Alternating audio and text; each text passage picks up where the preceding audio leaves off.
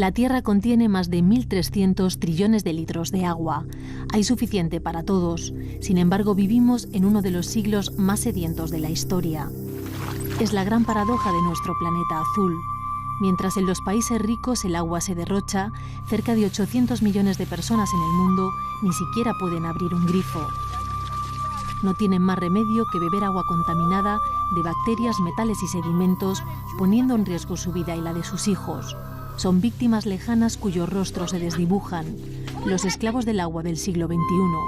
Cada día protagonizan una de las luchas más desesperadas de la humanidad, una dura batalla para calmar su sed.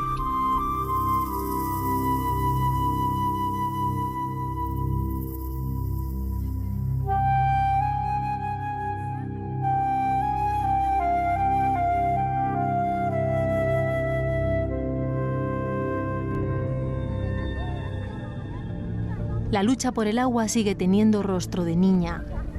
6 kilómetros es la distancia media que recorren las mujeres en Asia cada día para ir a buscarla. Mai solo tiene 4 años. El bidón que carga pesa más que ella. La encontramos en este camino en la remota región montañosa de Myobac, en Vietnam, casi en la frontera con China. Un día más no puede ir al colegio porque tiene que llevar agua a su padre y hermanos. Es una esclava del agua, una lacra que sigue vigente en Vietnam. Las niñas no solo renuncian a su educación por tener que encontrar el agua. Muchas de ellas son estigmatizadas en sus propias comunidades porque las han violado por el camino o herido y pierden su autoestima. Los bidones pesan mucho y a veces me caigo por el camino. Tengo miedo de ir sola, pero lo tengo que hacer. Me lo ha dicho mi madre. Mai es una niña Hmong, una etnia anclada en tradiciones ancestrales y muy marginada en el país. Sin embargo, ONGs como Plan Internacional han conseguido crear pequeños oasis en su territorio. Esta escuela es de los pocos lugares donde hay un grifo de donde sale agua potable para que puedan beber y lavarse. Aquí los niños aprenden un gesto que les puede salvar la vida y que nadie les ha enseñado antes. Lavarse las manos reduce hasta un 50% las diarreas, la segunda causa de muerte entre menores de 5 años. Este lugar se ha convertido en una gota de esperanza donde niñas como Mai dejan unas horas los bidones a cambio de los libros. La vida de las etnias Hmong es muy distinta a la del resto de Vietnam. Cada vietnamita lleva dentro un emprendedor en potencia, según un dicho local, y eso explica que las nuevas generaciones hayan dejado atrás los fantasmas y traumas del pasado.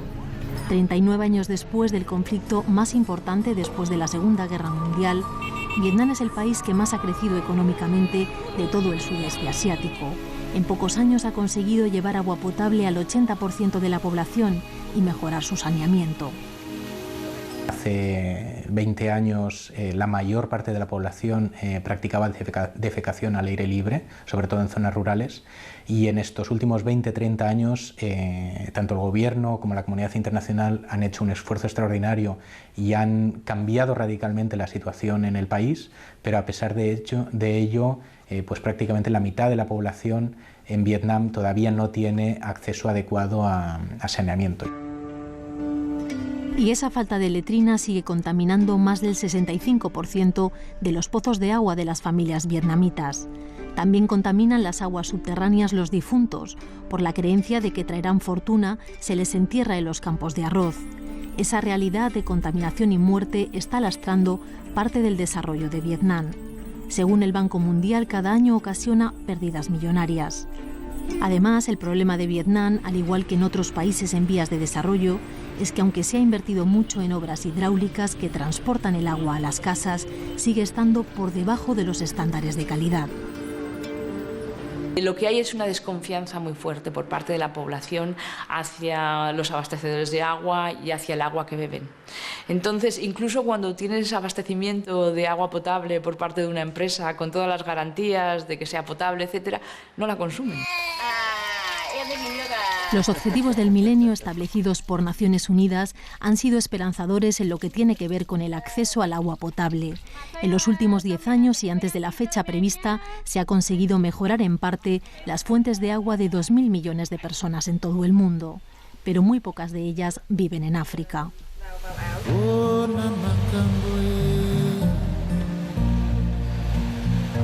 África es el continente con más sed del planeta y las tendencias no son favorables. En los próximos años este tesoro líquido será aún más escaso para millones de africanos. Cuesta creerlo en este país donde nos encontramos, en Burundi, en el corazón de la región de los Grandes Lagos, junto al lago Tanganika. Un inmenso mar de agua dulce que alberga el 20% de las reservas mundiales no está al alcance de su población.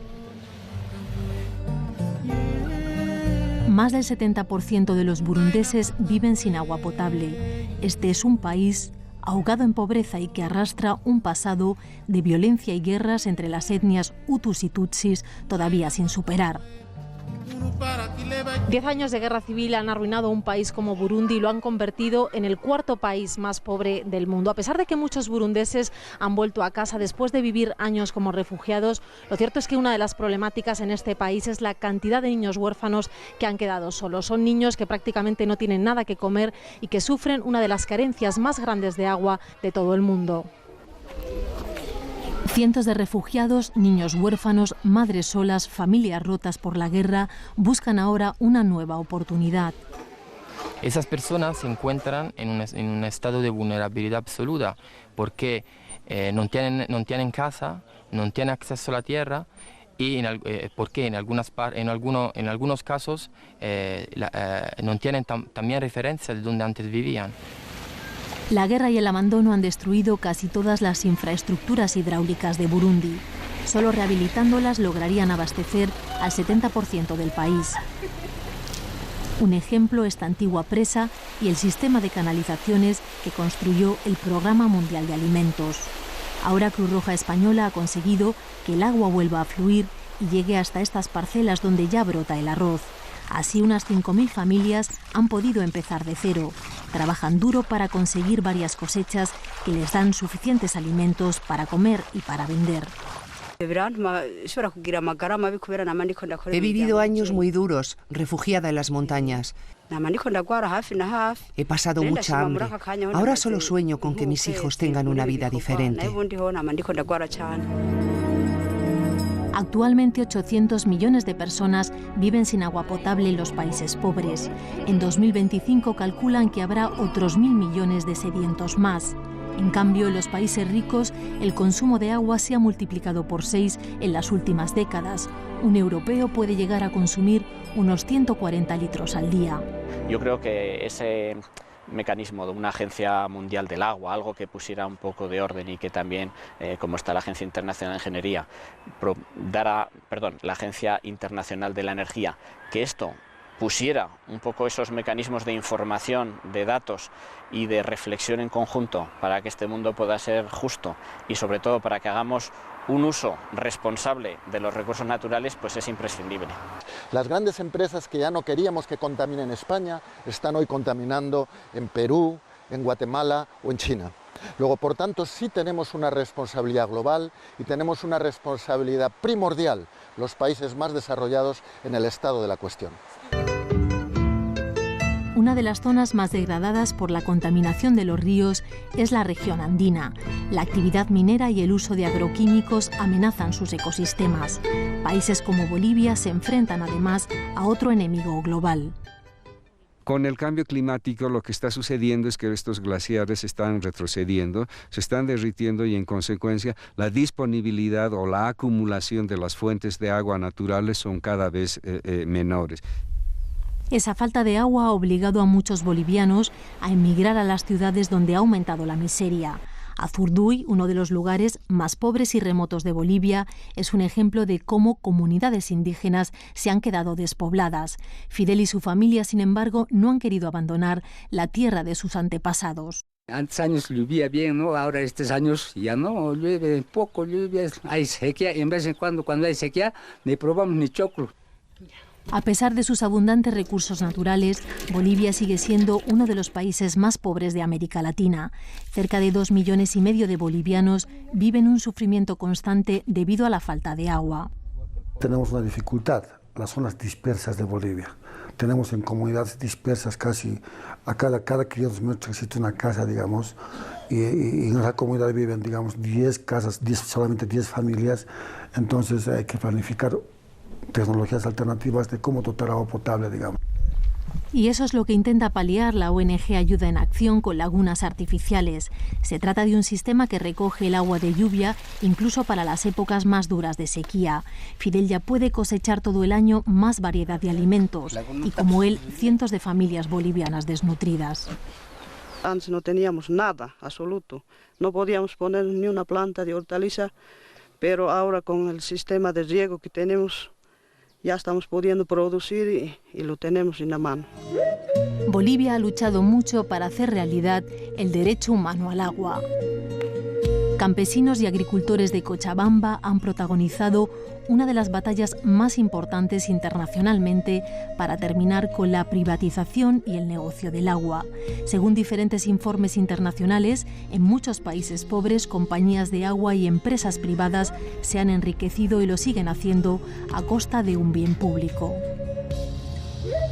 Estamos en una situación de vencer la mercantilización de este recurso. Ahora eso, cuando lo vemos en términos de recurso además natural, sí hay una fuerte posición de la sociedad civil que critica la manera en que se negocian o se establecen estos acuerdos para la dotación de este servicio. No botando basura, sal.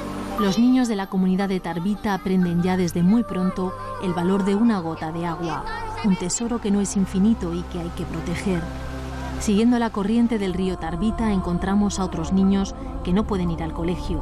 Se acercan hasta la orilla para llevar agua a sus casas, aunque esté sucia y llena de tierra.